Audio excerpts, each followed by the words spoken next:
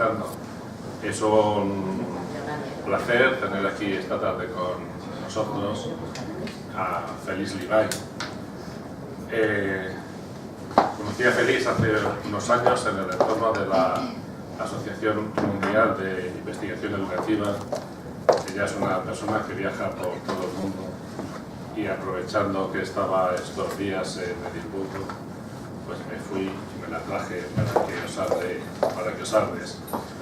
Probablemente tiene una visión muy completa, muy interesante de lo que se está moviendo en la investigación educativa en el mundo, que es de lo que os va a hablar esta tarde. Felice hizo sus estudios de bachelor, de máster y de doctorado en la Universidad de Chicago.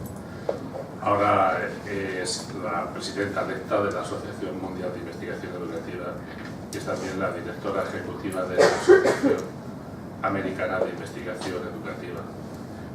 Sus investigaciones se mueven sobre todo en el ámbito de lo que podríamos llamar la ética y la política de la investigación, cuestiones que tienen que ver con los investigadores, con el acceso a la investigación, con el acceso a los datos, cómo se comparte esa investigación, etc.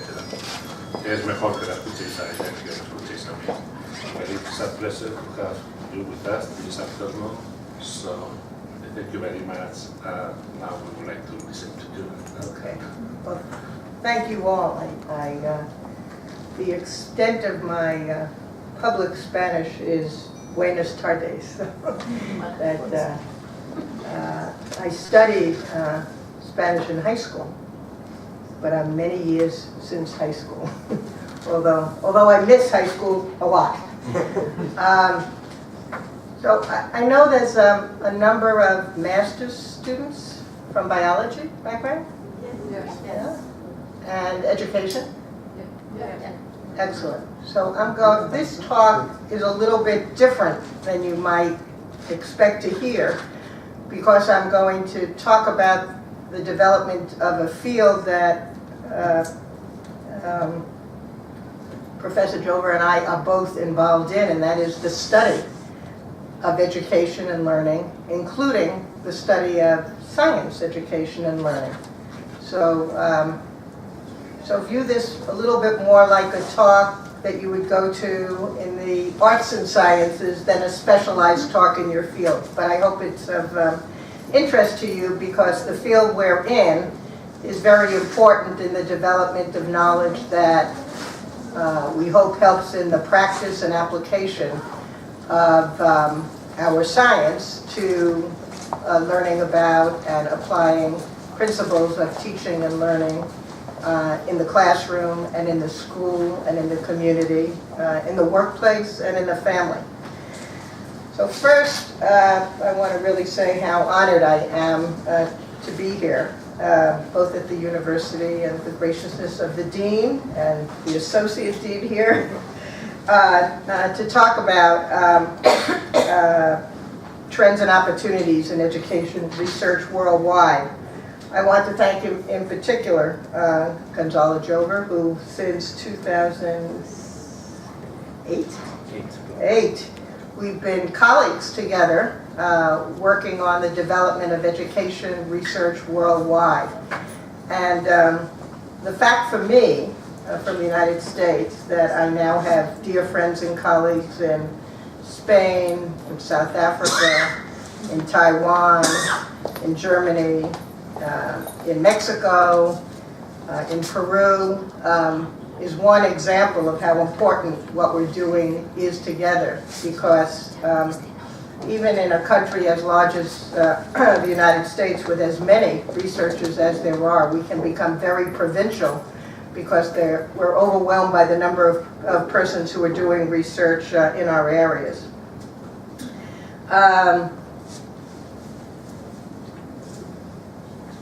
Before I get too far along in the talk, and what I'm going to do is present some indicators and information about the field and our development and growth as a field. So it probably in part reflects my interest and background in sociology of knowledge and sociology of science. I spent many years at the National Science Foundation, where I was interested in the development of all fields of science, including the social sciences and increasingly education research.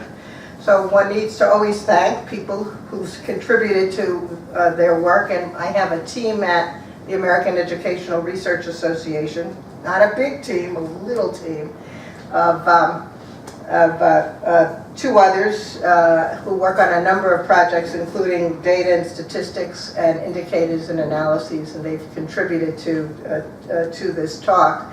Even though the American Educational Research Association is a very large association of 25,000 members, the staff that runs the organization is under 30. So we're smaller than most departments or schools of education. The theme of the talk is Trends and Opportunities in Education Research Worldwide. I think that our interests transcend what happens in any one country, culture, or continent, and I hope that many of you who are early in your careers, including those who are planning careers in teaching most immediately, will think about how research applies to your work in the classroom, and as citizens, how it applies to how we develop sound policies and practices more generally. Just as the knowledge we produce will continue to be refined, enhanced, or modified as new circumstances, conditions, and tools of discovery take place, so too research fields, and we're a somewhat younger research field in the context of hundreds of years old.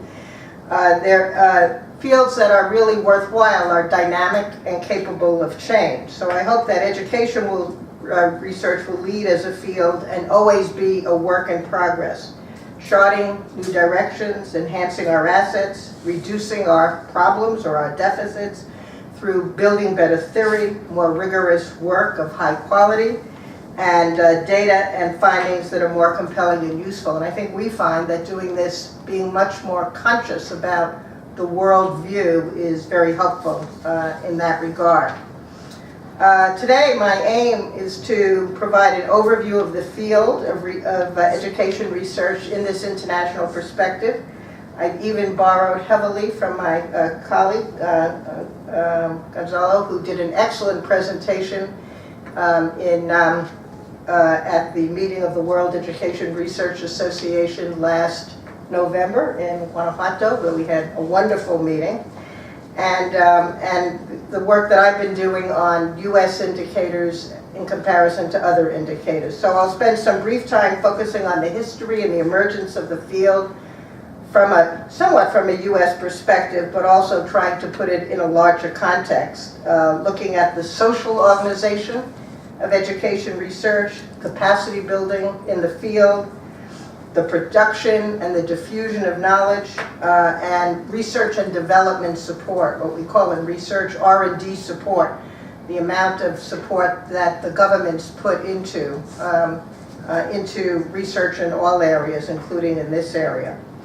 While many of us, not everyone here, are part of the field of education research, depending upon our levels of specialization or orientation to knowledge, we may see this field in broad or narrower terms. Education and learning, as I see it, is really pervasive across society, even well beyond the schools. As a working definition, our field embraces the study of education and learning processes and the attributes, the interactions, the organization, and the institutions that shape educational outcomes. Even where we fall short of what we aspire to learn about, we very much try to be driven by studying innovations and by developing the tools and the methods that can add to our knowledge.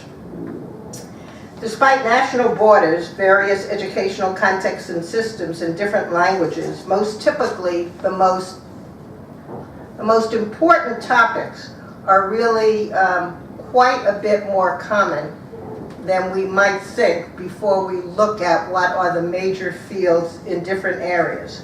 While in the US and in Spain, we may use different words, somewhat different words to describe these areas, such as social and philosophical foundations of education in the United States instead of educational theory.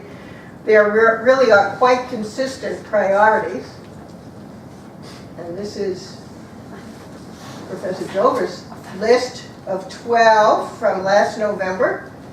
Education theory, methods, developmental psychology, school organization, science education, social science, language, mathematics, arts education, music education, body language education, physical and sports education.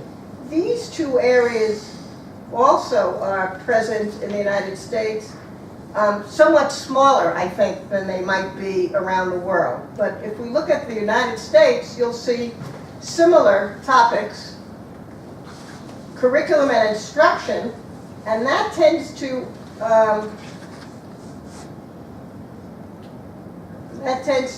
often include things like arts education, music education, and language education, curriculum and instruction, language literacy, mathematics and science education, child and human development, measurement, philosophical foundation. So you see, not unexpectedly, that similar issues really, almost with any country you would place, you would see that the core topics of study really don't diverge very much, including in southern hemispheres and in the Pacific and in Asia. In the United States, education research as an area of social scientific inquiry can be traced back to the last decade of the 19th century and the first decade of the 20th century, influenced by the social reform and social services impulses of the post-Civil War era in the United States, which was in the 1890s. Education research, along with other evolving social science fields and disciplines at the time, emphasized producing data, statistics, and information to address the challenges of industrialization and a society coping with issues of poverty, race relations, and the complexities of dealing with new immigrant communities. And that really sort of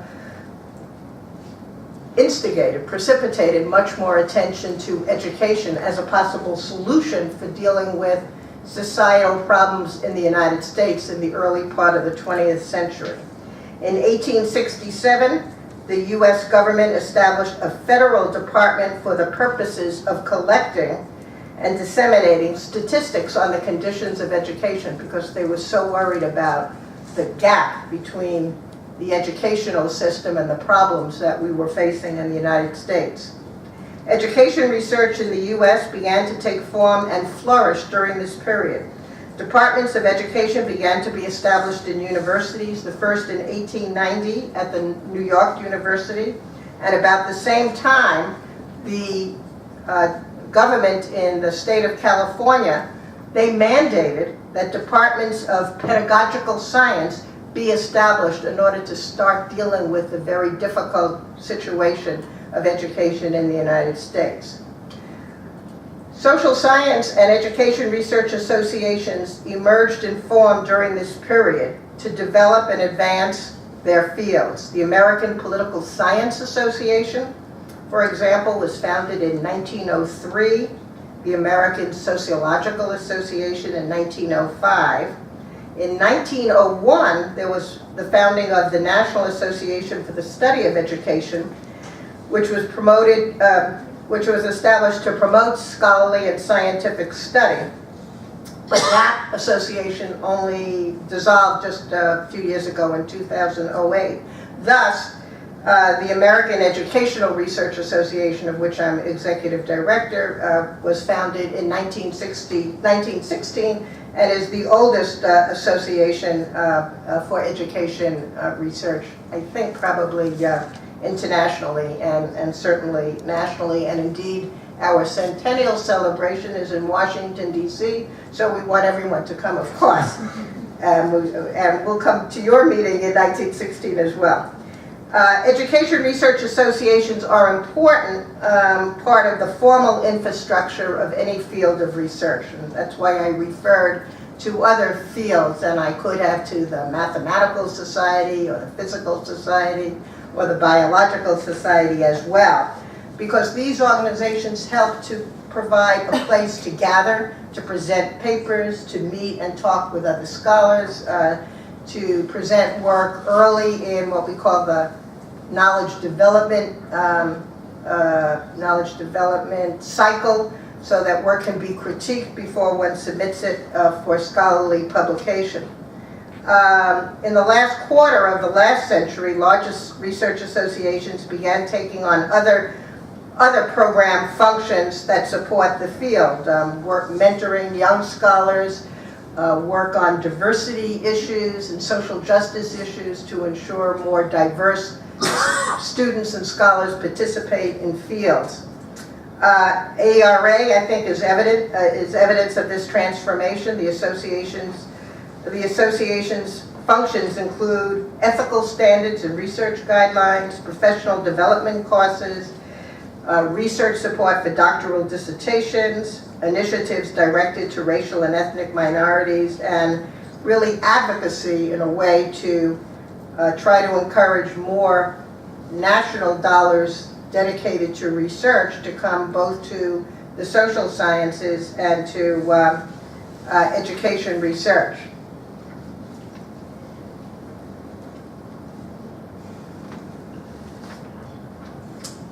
So this table in particular shows the growth in education research of national associations, international patterns of education research association growth. And does anyone know where we would put the SEP? We know one person knows. So the 1949. This is right there. So the development of the Society in Education Research was very early on in Spain. During the last, so in the first 6 associations were established prior to 1960. So this starts sort of with ARA, a second, third, fourth, fifth, that's SEP, 6th, 7th, 8th. 6 associations were established prior to 1960. In addition to AERA, 3 were established in Asia, 1 each in Europe, SEP in 1945, and South Africa. Between 1960 and 1980, the total number of education research associations more than doubled. In 1970, the World Congress of Comparative Education Societies was also established. Also, a substantial number of Western European education associations were established in the 1970s. So you can see this growth up to 2012. Since 2000, the global expansion of associations that focus on the advancement of education research as a field of scholarship and inquiry has further grown. The founding of the Pakistan Association for Research in 2006, the Peruvian Education Research Association in 2009, the Slovenian Education Research Association in 2011 are just further examples of the ongoing expansion of the field of education research in South Africa, Latin America, and Eastern Europe. Also, the recent emergence of a second society, South African Education Research Association, in 2013, the second in South Africa, as an overarching society, is another indicator of sort of the development and the complexity of the field. Perhaps most important, I mentioned earlier, the World Education Research Association as really having, to a certain extent, I think, helped communities of scholars in different countries think both beyond their own borders and even thinking about how they could formalize in such a way that would help to enable the growth of the field. So the World Education Research Association, which was officially established in 2009, is an association of major national, regional, and international specialty associations dedicated to advancing education research as a scientific and scholarly field worldwide. And what the basic aim is of WIRA is that we're aiming to take on and stimulate activities that are global in nature and really transcend, go beyond what any one association can do in its own country, region, or area of specialization. And we work on capacity building, education, advancing education research policies and practices, and promoting the use and application of education research around the world. And that seems awfully ambitious, and so we're for a small group, we are awfully ambitious. But we hope not too ambitious in our goals and objectives.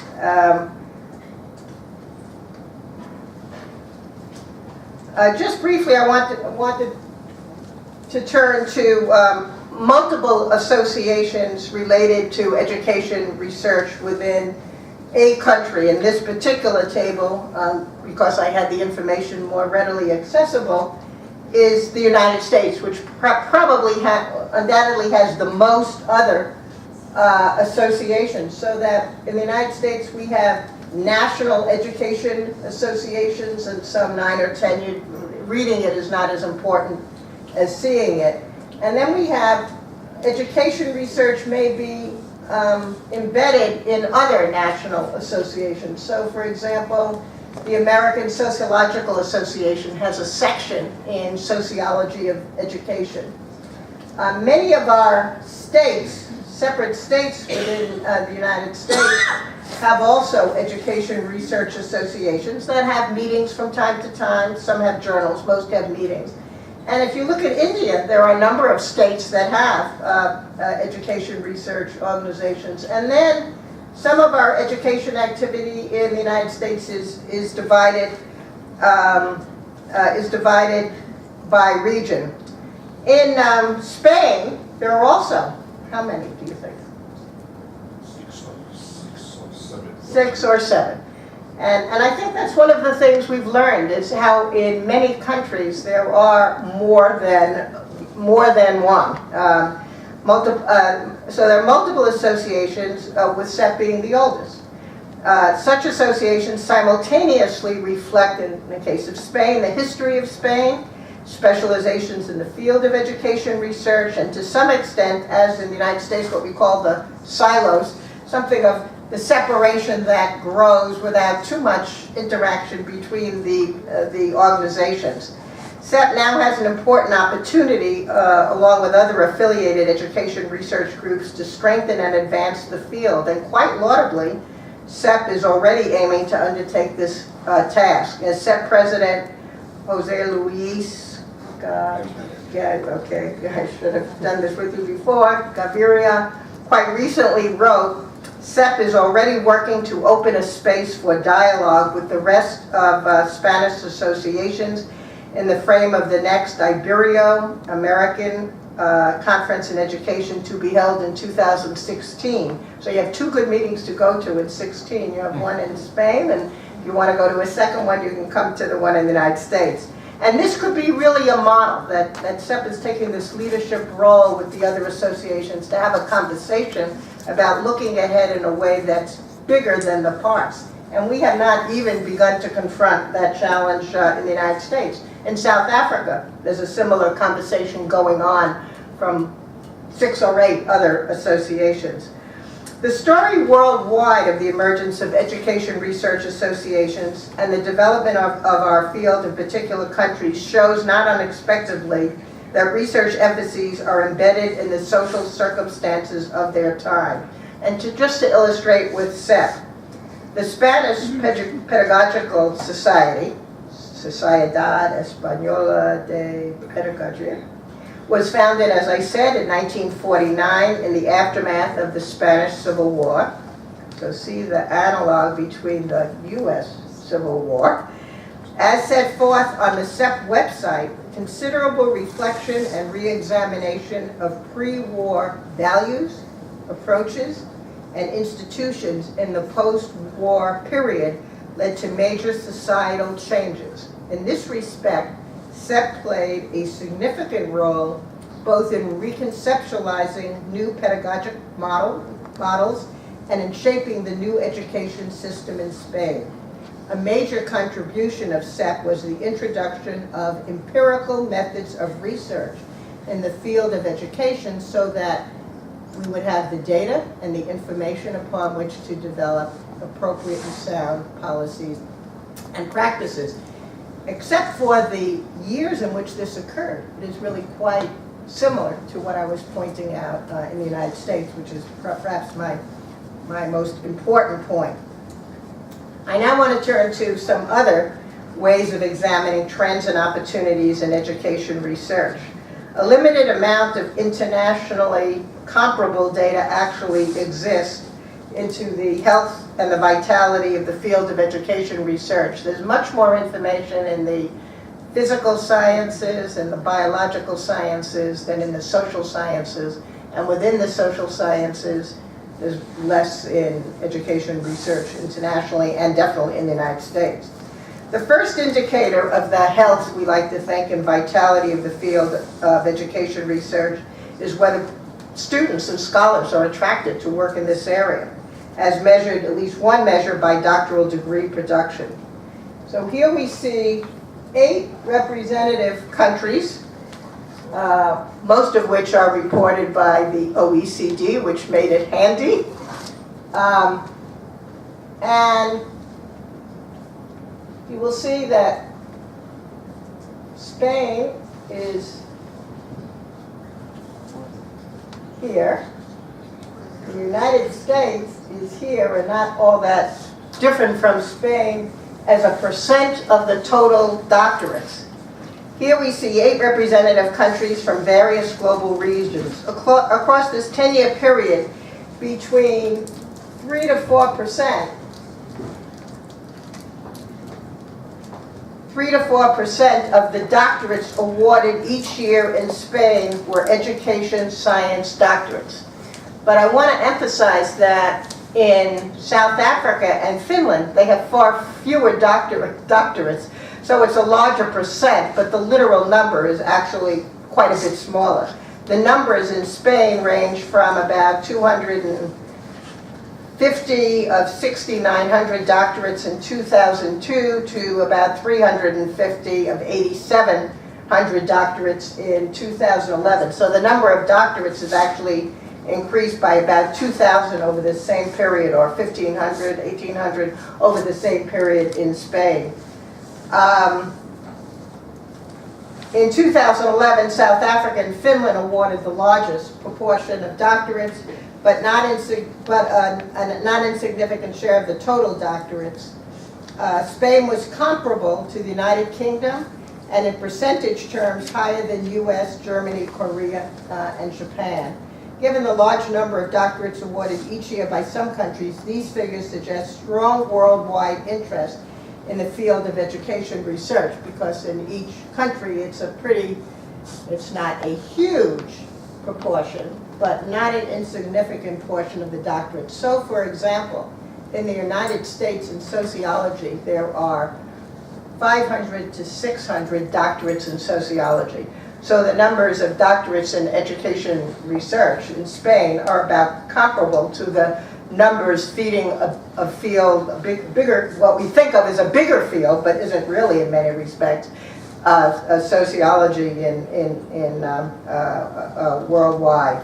Looking at education science doctorates along with other social and behavioral science fields, we again see strong interest in these fields across countries, but again it's the same kind of ratio. Spain may, and the United States and the United Kingdom may look smaller than in South Africa in particular, or in Finland. I think it would be fair to say that in those two countries, in comparison to social science doctorates in general, there is a stronger presence and emphasis on education than in other of the social sciences. But as a proportion of the total doctorates, the actual numbers in in the other countries are relatively similar as a proportion of the doctorates.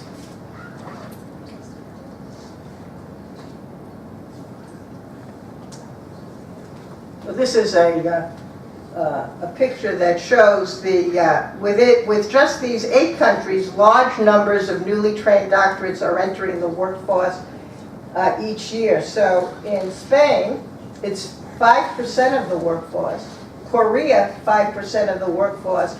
And these are interesting comparisons because the total number of doctorates in Spain and Korea, about 6,000, are about the same. So it's a similar proportion entering the workforce in the United States just because of how large the doctorate production is, and that it's a large proportion. In Finland, and here is a good way of seeing that this is a smaller proportion entering the workforce. But this is not an insignificant number and presence at the doctoral level, let alone at the master's levels, in which many of you are pursuing your education, and maybe at some point you'll turn to thinking about returning for a doctorate, and you can help us with the research capacity building later in your career. We are a field that I want to emphasize, some fields are quite linear.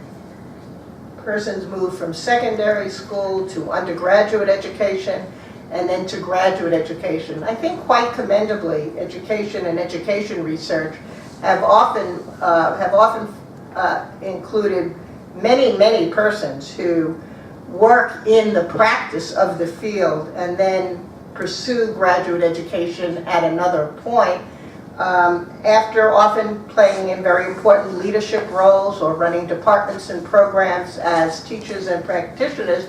Then there becomes an interest perhaps in stepping back and contributing both to building knowledge as well as to the higher education enterprise. A second indicator of trends, and I think I have 3, can be seen by examining where the top journals in education research are published. In 2012, based on the journal citation reports from essentially a company that does citations, meaning the frequency with which articles are cited by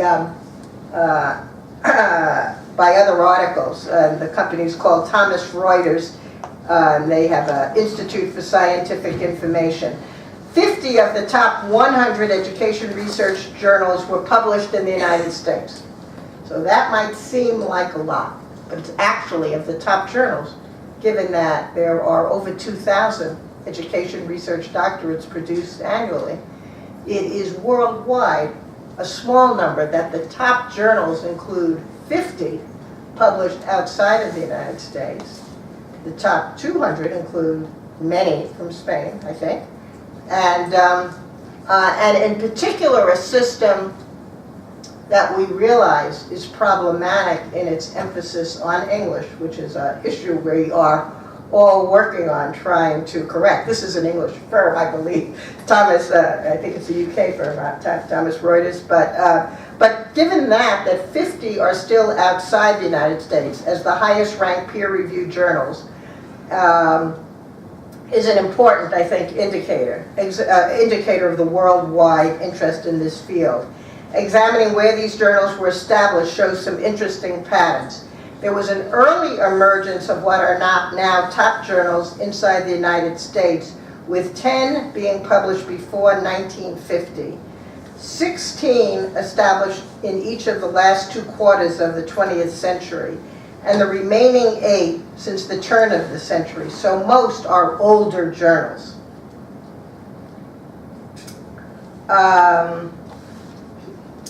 The top half of the top 100 journals are published outside of the United States, as I said, is a strong indicator of quality research worldwide.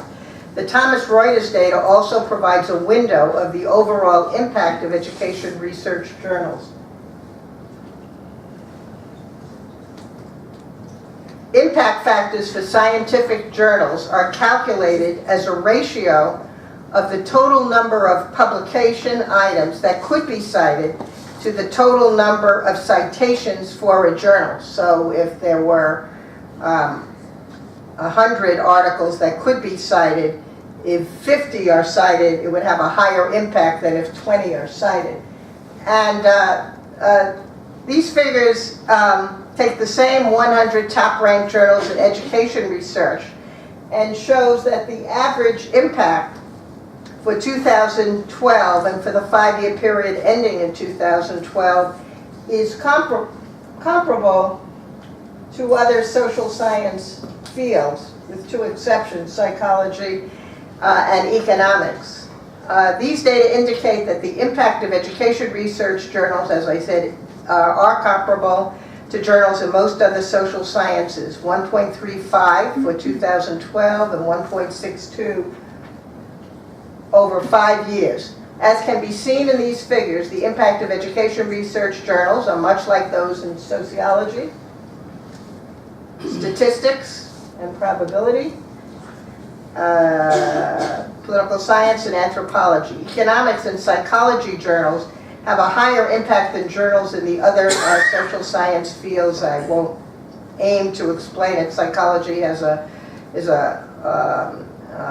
large field with a big practice part of that field, though no larger than education research. Economics, not as large a field, or certainly no larger than education research. But it is a field that has a lot of adjacency to policy and practice, and I won't speak to how much social influence it should have, but is a high prestige field in many countries in the social sciences. The proliferation of education research globally is illustrated in this figure. It shows that the patterns of growth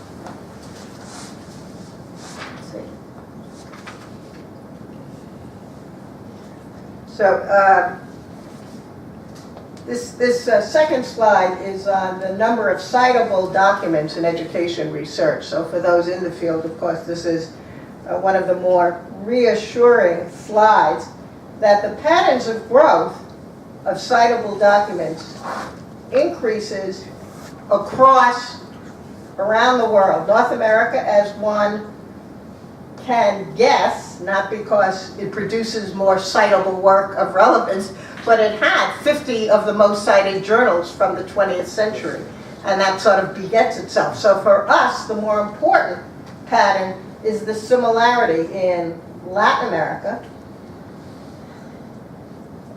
in Asia, Asia, and Western Europe. They're all increasing in scholarly work being published and cited. The picture in Spain is also really quite impressive in terms of citable documents in Spain, education journals that are cited from the same source, not self-citation, but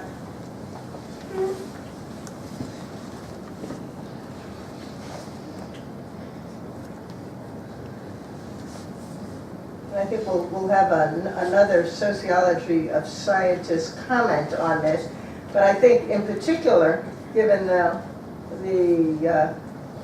domination of English in so many of these journals, the cross-citation pattern is really quite impressive. I charted it only for Spain by country coming here today, but this brought to my own mind, given this pattern, that it's worth looking now at some of the other countries singularly to see how they're contributing to this overall quite impressive increased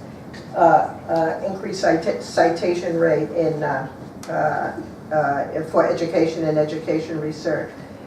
The third indicator that I wanted to speak to is by looking at the investment of government funding in education research. And perhaps it's different, but I doubt that to be the case, that the largest funder in this R&D, research and development, although there's some private sector investment, the largest of the small amounts that go into funding in different fields tends to be national governmental funding.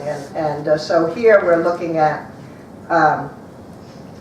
government funding. And here I compare shows the data in purchasing power parity.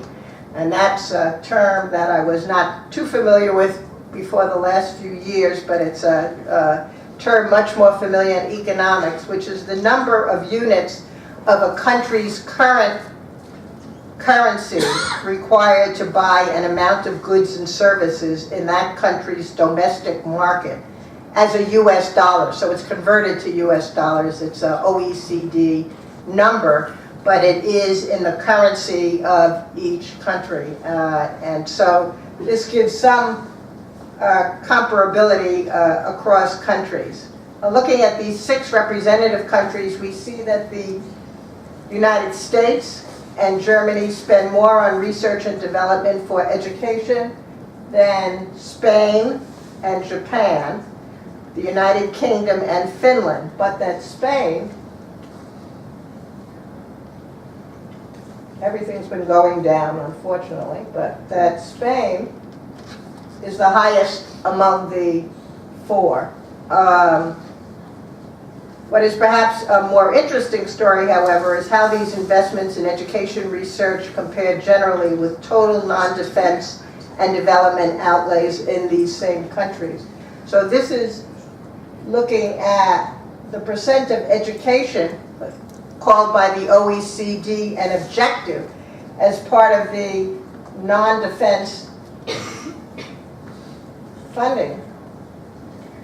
And this is a quite impressive pattern for Spain. Across these 6 countries, research and development expenditures for education were about 1% or less of the total. So this total is not a large difference, but I think an instructive difference.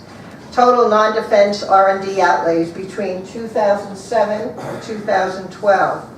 In all but 2 of these years, Spain spent a larger share of its R&D outlays on education than the other 5 countries shown in the figure, with outlays ranging more than 1.3%. So those are small percents. We wish there were more of an investment. I suspect nobody will go home today feeling, oh, this is great, because of course all the percents are much too low, right, for those of us in a field like this.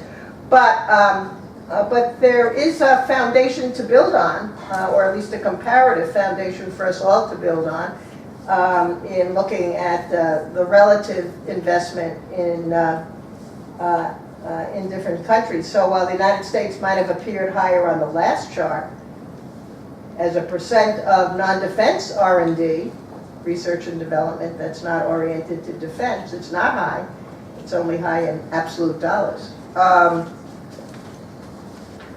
So those are some of the 3 kinds of indicators that I wanted to draw upon today: the doctoral production, the publication patterns, and the investment in research, to give an overview of the current state of affairs for education research as a field. Some of the ways it's been developing in terms of indicators and dollars and statistics, and most importantly, I think, the influence of the scholarly knowledge as reflected by its citations and use worldwide.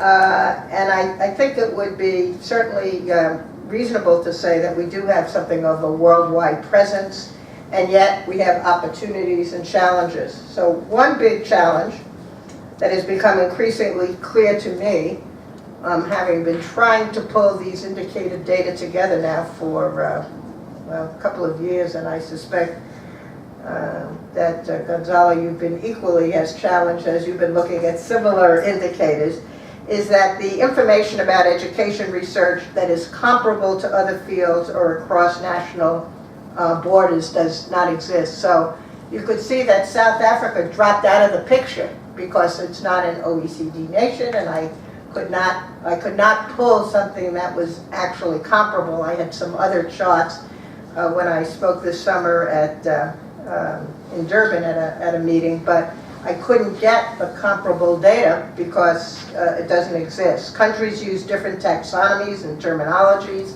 with some countries considering education research a social science and others including it with the humanities, and some we're not 100% sure where it's included. Even in the federal data sets in the United States, education research is not classified as a scientific field for certain purposes, and thus we have little data on the workforce in the United States. AERA and SEP and other education research associations, I like to think, need to kind of think about, and that's one of the kind of roles that a WIRA can potentially play, how we can improve our data, what kinds of data we need in our countries, what kinds of indicators would tell us more about our fields, so that we can have more comparable information across fields, within our field across countries, and comparing education and education research to other fields within our own countries.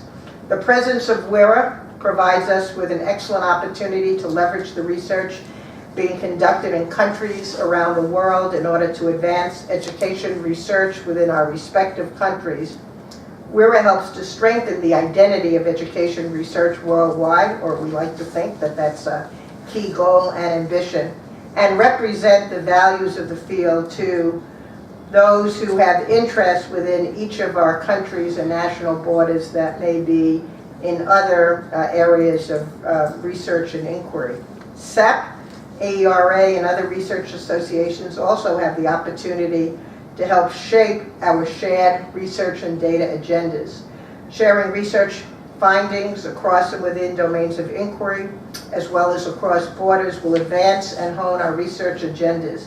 And data sharing will provide researchers in countries with limited resources access to robust data. And one of the biggest concerns is, of course, collecting information is so expensive. So we need to kind of think through together what would be useful to have and how we share it in such a way that removed of the resources in a country, or the resources that faculties may have in different universities, there's some common data elements that many can use and benefit from in an ethically responsible way. Also, AERA, SEP, and other associations should commit to high standards of quality in their own work and in fostering policies and principles that engender high quality and in training our next generations. And I only spoke briefly to your dean, but I know quality research is or quality in education and research is a strong interest of hers, and I thought, we need to be thinking about the indicators used here and the ones we should be using in the United States. WIRA may be able to serve as a facilitative platform for those kinds of discussions. Education research associations also have the opportunity and the responsibility to elevate the visibility and sound use of research with practitioners and policy makers. And I think in particular, for those of you who are in the MA programs and seeking to move into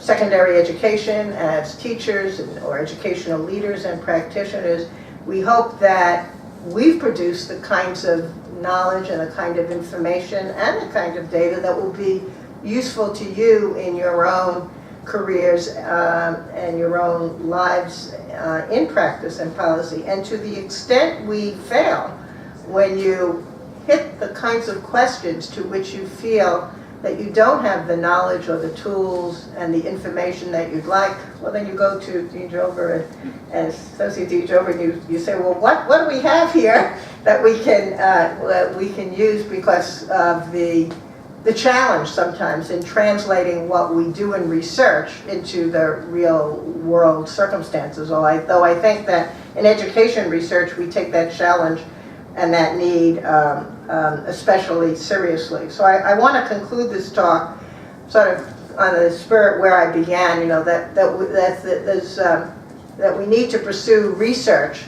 and innovation collaboratively, whether we're in research or policy and practice with respect to our field. The study of education continues to be, just as it was in the United States post-Civil War, and with the social changes and that animated life in the United States still does at the turn of the 20th century and still remain some of the most pervasive and insidious kinds of problems that we face that require resolution. There is wide recognition across countries and cultures of the importance of understanding the dynamics underlying education and learning for diverse populations. Education is generally understood to be central to critical thinking, to social development and cognitive skills across populations, to persons having access and pathways to realize their full social potential, and to a productive and internationally sensitive and empathetic and appreciative world order. Even in countries where education may not be universally available or is closed in access to certain segments of a population, we hope that leaders have access to research and teachers have access to research in such a way to more fully comprehend that education is an essential function of society and that its universality is a moral imperative. This pervasive interest can be seen in the social organization of education research as a field and profession, and the changes therein, we hope, are seen in that light. Just as education is ubiquitous in society, so too is education research. Nonetheless, the presence of a dedicated field offers a venue for incremental building of bodies of knowledge, for interaction within and across scholars, and for a framework of what we like to think is intergenerational transmission of the methods and substance that would not readily evolve if we were just a set of disparate areas of inquiry. Part of the measure of any field is the capacity to build and produce usable knowledge, to create opportunities for interaction, even where interactions or crossovers do not exist. As emphasized in my remarks today, education research has always been defined and marked by a porous identity. It's not your household term as a field in many households. While at times a point of concern and critique, the dynamic pretends well, but I think the openness of this field has really been one of its assets. And I think its adjacency to policy and practice another. There's a lot of porousness that I think makes the field richer and generates internal challenges that animate what we do and help to expand and transform and help us redefine our commitments. So I welcome continued conversation and converts, as we say, on this topic. I've been impressed that our Society Association, SEP, has already committed itself to a leadership role in its 2016 commitment at the Ibero-American Conference in Education, and I hope that whatever career path each of you who are students in the room decide to pursue, that you'll come away with some sense that linking research and knowledge and statistics and data to what you do and helping us as practitioners and observers to clarify our questions and critique our knowledge is something that you participate in for many years to come. Thank you. Thank you. So,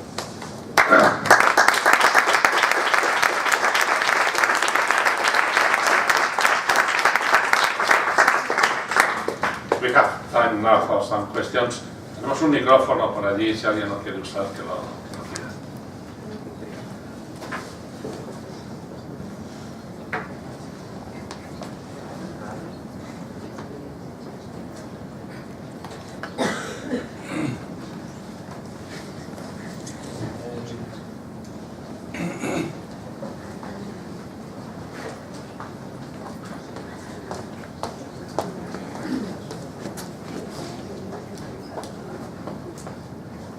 Hi, my name is Arturo Galán. I want to thank you are here on behalf of the Sociedad Española de Pedagogía. It's a great pleasure to have you with us. So I would like to know your opinion about the impact factor. I mean, for Spanish journal, the Sociedad Española de Pedagogía have a journal that by chance we applied for the Web of Science last week. But it's very difficult for our journal, I mean Spanish journal, to access to the Web of Science. I think it's because the language maybe, and now we have 6 journals in the Web of Science, but 2 of them were dropped because of the number of sites in the rest of the journal of the Web of Science. So it's so difficult for us to keep there and to access there. So do you think the scientific science production in Spanish is going to be more considered, or you think we have to write mainly in English? Thank you. Excellent question. And what I tried to say is that it's a very imperfect measure dominated by a corporation that has been developing this indicator for years. I think there is increased sensitivity on the part of Thomson Reuters that the measure is both too dominated by US journals and too dominated by English.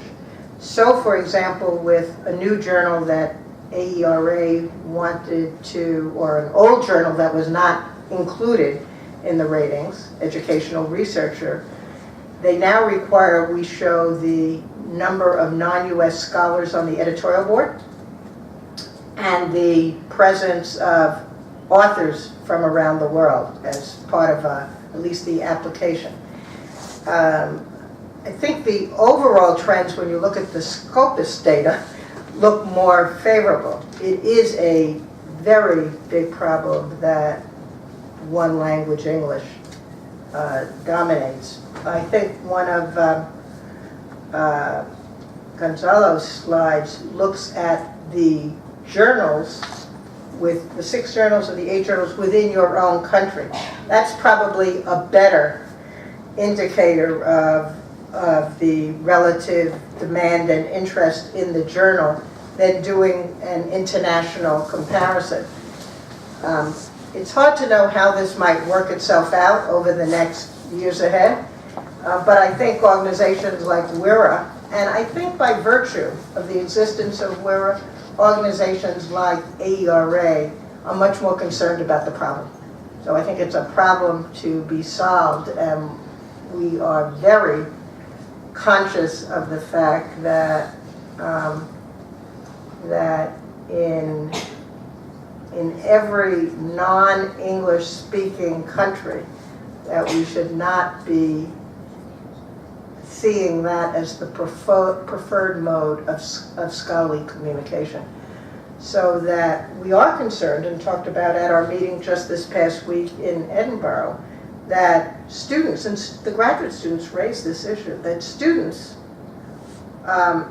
may be sort of mentored into writing in English so that they could publish in more competitive journals, or those highly ranked, as determined as more competitive, than in Chinese or Japanese.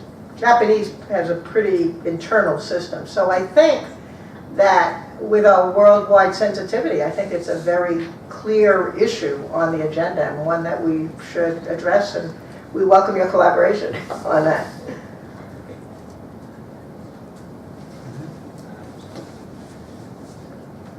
Podéis preguntar indistintamente en inglés o en español. Si lo hacéis en español, yo intentaré traducir la pregunta.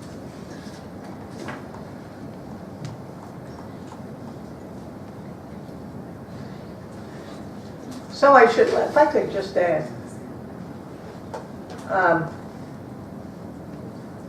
apropos of your question, I feel diminished that I can't speak today in Spanish. That's not great. You know, ideally, I would be coming here with the competence to be able to communicate what I wanted to say in Spanish. And that to the extent you struggled, and to the extent you struggled, it was because not today, but then we could say to the extent you struggled, it was because I was not precise or ignorant, or confused, which I could all be, but not because I was speaking in a language that didn't as readily communicate. And that's the kind of thing I think that this collaboration across us is making us all more sensitive to. Certainly in the United States, which is also so heavily Spanish speaking, it's a very prevalent kind of conversation about being able to be comfortably multilingual. In other countries we're a family, they are dominated by other languages, particularly in Asia.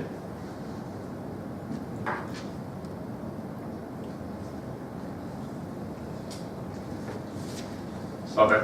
It's not a question, it's a request, an address. I could like, how can I say, maybe your speech was really, really interesting for me, and I think so for most of us. There are many information about statistics, years, countries, amounts. Do you think that it's possible that we can get some copies about your speech in order to focus on a different statement and to reread and to get more information about that? Do you think so? That could be possible? Yes. Yeah. Yeah. Okay. Yeah. Thank you. And I could even provide the data from the extra hour that I managed to cut out. All right. Gracias. I'm in the United States what we call a data wonk, and somebody who likes to look at the numbers. So Okay.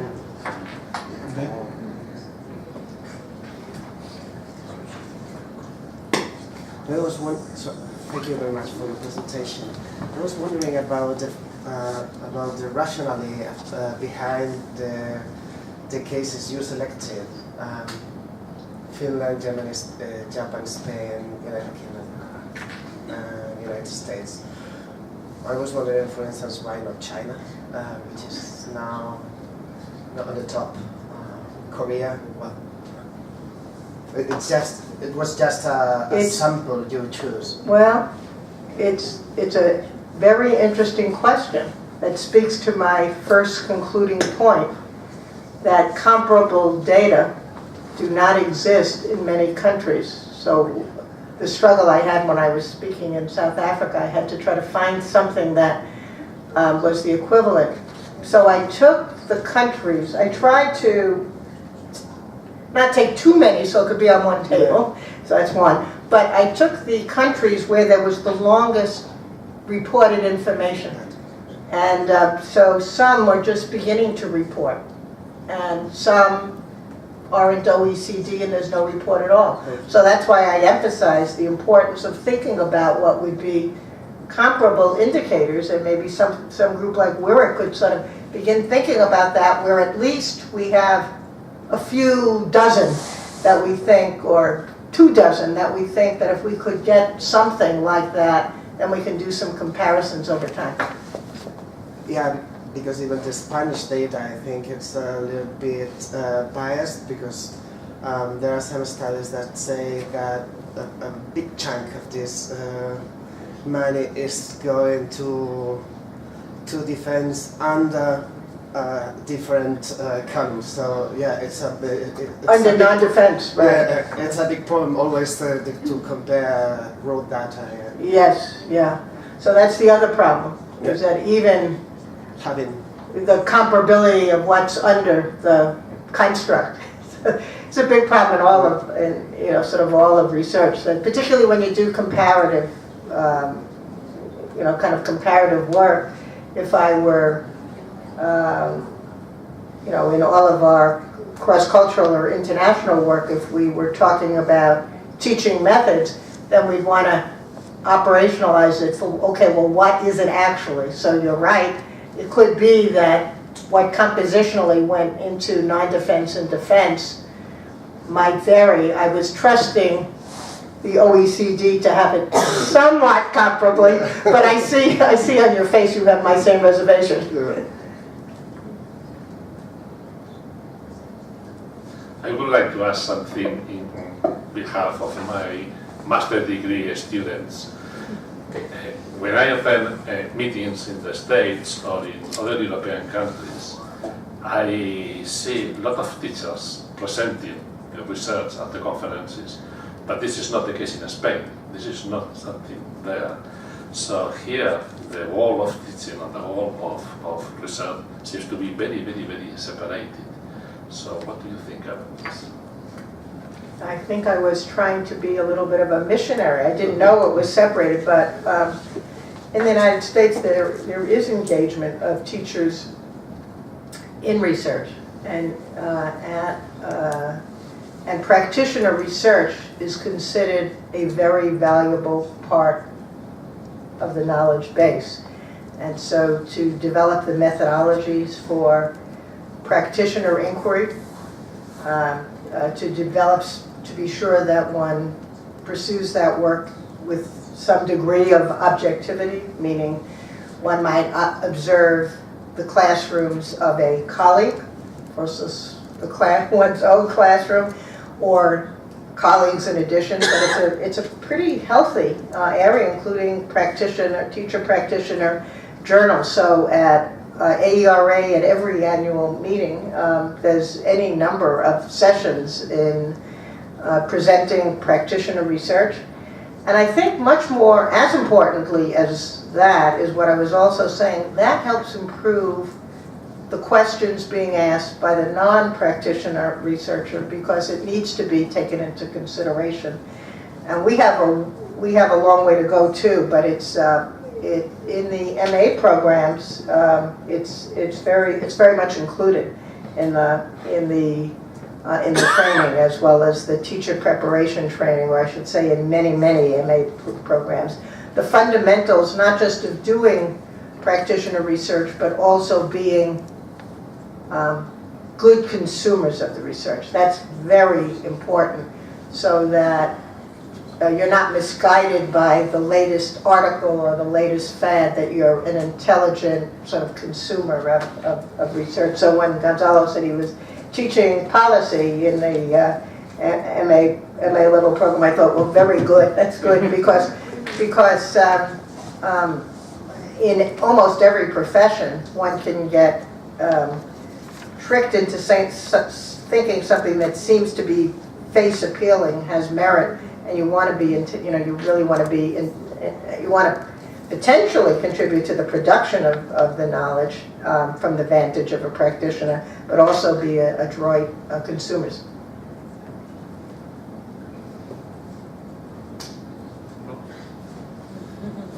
Okay, so thank you very much, Felice, and thank you very much all of you.